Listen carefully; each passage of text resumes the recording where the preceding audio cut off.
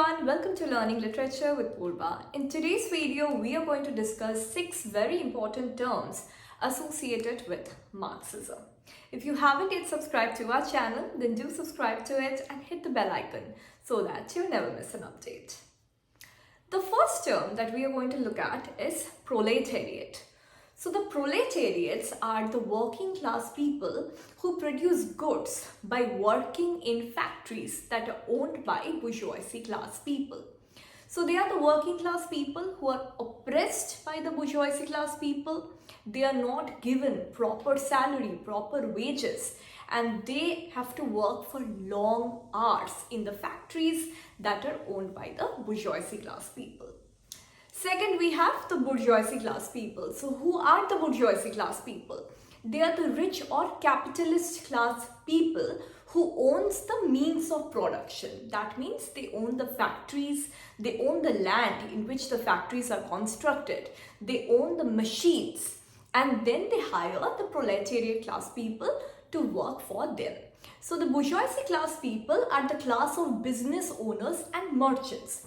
Originally, they were the middle class because they were between the aristocracy and the farmers. So they were between the aristocracy and the farmers. That is why originally they were known as the middle class. Next, we have capitalism.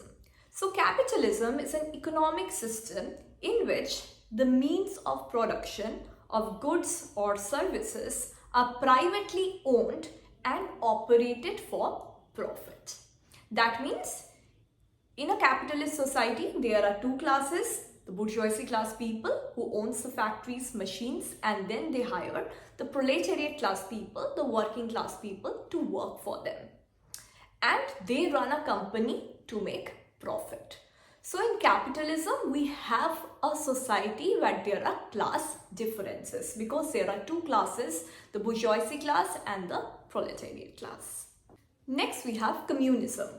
Communism is an economic system in which the government owns everything and then equally distributes the wealth among people. So it is a classless society. There are no class differences among people.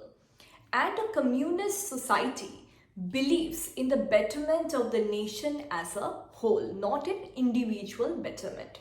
So there is no class differences in a communist society. Next, we have conflict theory. So before the Industrial Revolution, we had the three classes: aristocracy, the ecclesiastical class, that means people who belong to the church, and the commoners.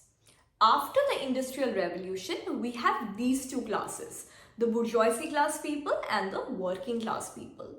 Now, Karl Marx had said that as long as the class system is there will always be conflict between the two classes, the bourgeoisie class and the proletariat class. The two classes will never be able to remain in harmony and there will always be conflict.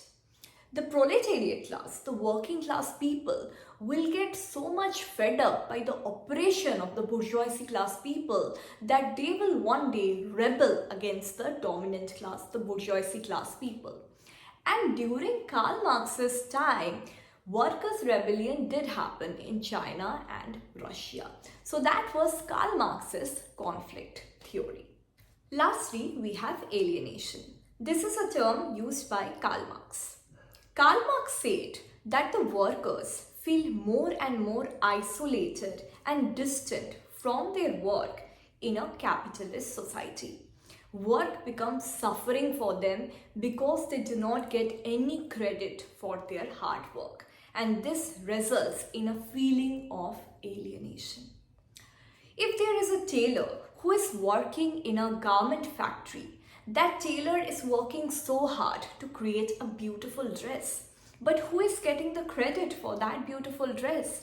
The factory owner, the brand, because there is a label. So the brand is getting all the credit. No one even knows the name of the tailor who has worked so hard to create that beautiful dress.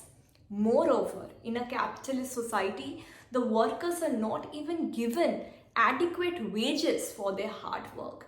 That is why work becomes suffering for them because they are not given adequate wages, they work for long hours, and worst of all, they do not get any credit for their work.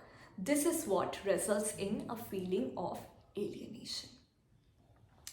So these are the 6 terms associated with Marxism that we looked at in today's video. We looked at proletariat class, bourgeoisie class, capitalism, communism, conflict theory, and alienation. I hope you found the video useful. If you found it helpful, then do like it and share with your friends. And don't forget to subscribe to our channel. Do visit our online academy www.learningliteratureWithPurva.com to discover courses on English literature. Thank you so much for watching. I'll be back very soon with a brand new video. Thank you.